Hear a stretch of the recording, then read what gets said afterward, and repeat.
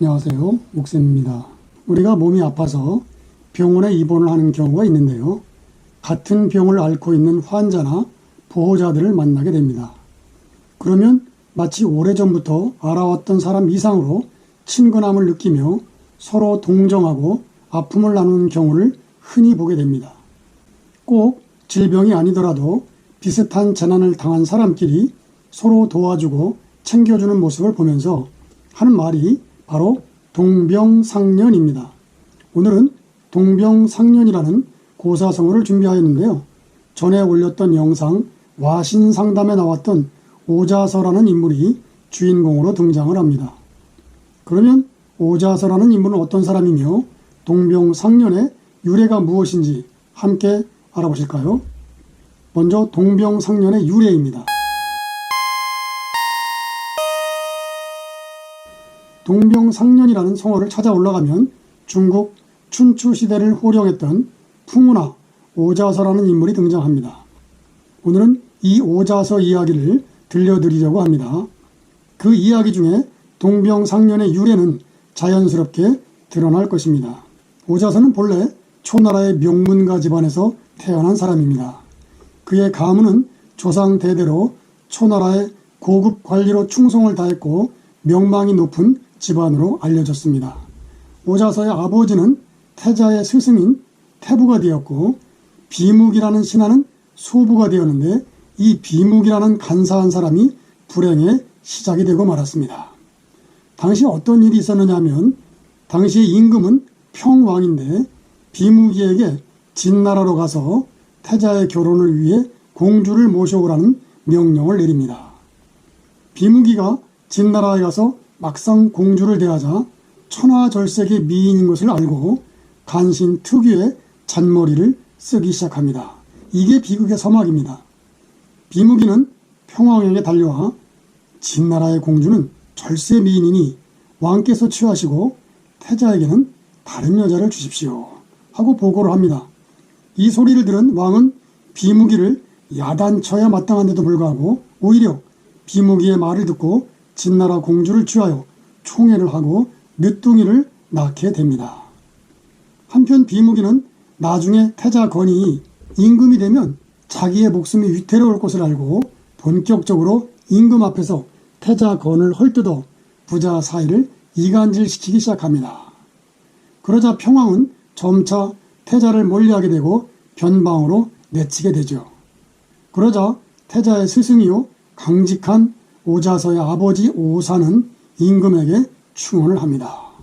전하, 간신 비묵이를 멀리하시고 태자를 가까이 하셔야 합니다.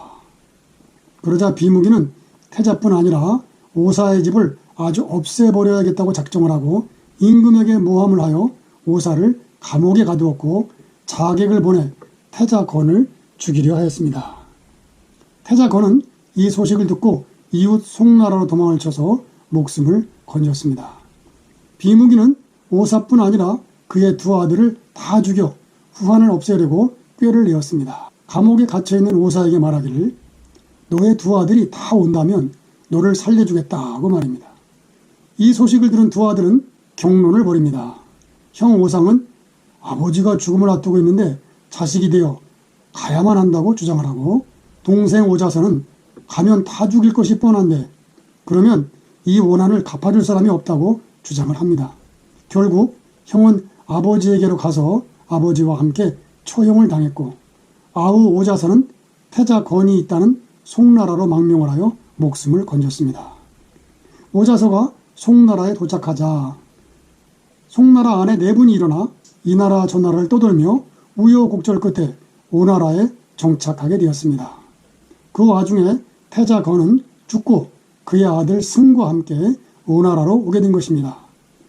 오나라에서 힘을 길러 복수를 하기로 다짐한 오자서는 공자 광에게 줄을 서서 그가 반란을 일으켜서 왕이 되는 것을 돕고 후에 왕이 되자 함께 나랏일을 도모하게 되었습니다.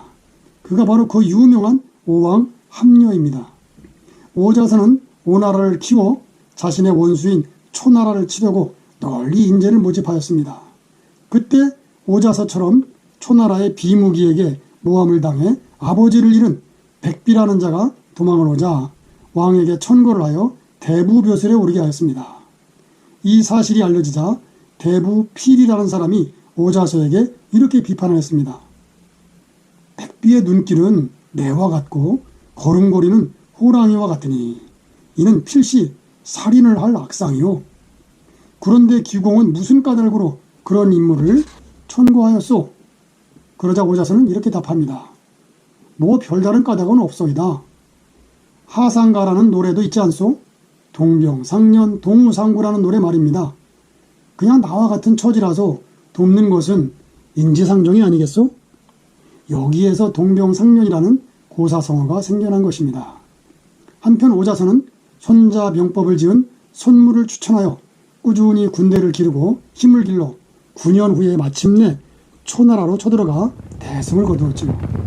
그러나 그토록 이를 갈던 원수 초나라 평왕은 이미 죽어 무덤에 있었습니다.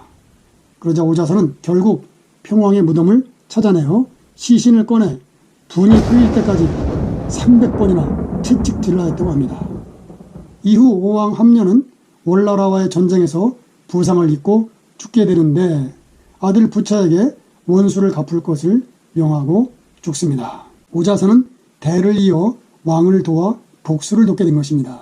뗄나무 위에서 잠을 자며 밤낮으로 힘을 기르고 기른 부차는 마침내 올나라로 쳐들어가 오랑구천을 해계산에서 포위하여 마지막 전쟁을 앞두고 있었습니다. 한편 오랑구천은 법료의 계책을 따라 오나라 대부 백비에게 다량의 뇌물을 주고 목숨을 구걸하였습니다. 오나라 인군 부차는 오자서의 말을 듣지 않고 뇌물을 받아먹은 백비의 말을 듣고 구천을 살려주고 말았습니다. 구천은 갖은 수모를 견디며 살아남아 결국 귀국을 했고 쓸개를 맛보며 복수의 칼을 갈았습니다. 백비의 모함으로 오자서는 결국 왕의 눈밖에 나게 되었고 마침내 자결을 택할 수밖에 없는 궁지에 몰려 피눈물을 흘리며 죽음의 길을 선택합니다. 그리하여 복수의 화신이 되어 평생을 살았던 오자서의 복수에 점철된 삶이 끝이 나고야 말았습니다. 간신 백비의 말을 듣고 오랑구천을 살려주었던 부차는 후에 구천에게 패하여 자결을 하면서 오자서의 말을 듣지 않았음을 땅을 치며 후회했다고 합니다. 동병상련의 이야기가 이렇게 길어졌네요. 다음은 한자풀이입니다.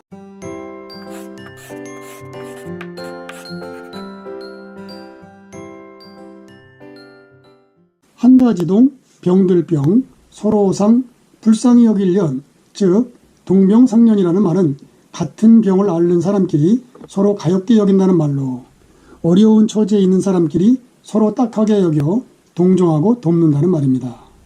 그럼 한 글자씩 알아보겠습니다. 먼저 동병상련에서 한 가지 동자는 멀경과 한일, 입구가 결합한 회의자로 용례로는 괴로움과 즐거움을 함께한다는 동고동락, 한 스승 밑에서 같이 배운다는 동문동학, 자기의 소신이 없이 남을 따라간다는 부화내동 등이 있습니다. 이어서 동병상련에서 병병자는 병력과 남력병이 결합한 형성자로 용례로는 인간의 4가지 고통, 생로병사, 먼저 아파본 사람이 의원이라는 선병자 의, 한 가지 약으로 모든 병을 고친다는 만병통치 등이 있습니다. 다음은 동병상련에서 서로상자는 나무목과 눈목이 결합한 회의자로 용례로는 덕을 쌓는 일은 서로 권한다는 덕업상권, 잘못은 서로 바로잡아준다는 과실상규, 나가서는 장수요 들어와서는 재상이라는 출장입상 등이 있습니다. 끝으로 동병상련에서 불쌍히 여길 연자는 마음심과 도깨비불 린이 결합한 형성자로 용례로는 거지가 하늘을 걱정하듯 부질없는 걱정 거린 연천, 불쌍히 여김 연민, 애틋하게 동정심이 간다는 가련 등이 있습니다.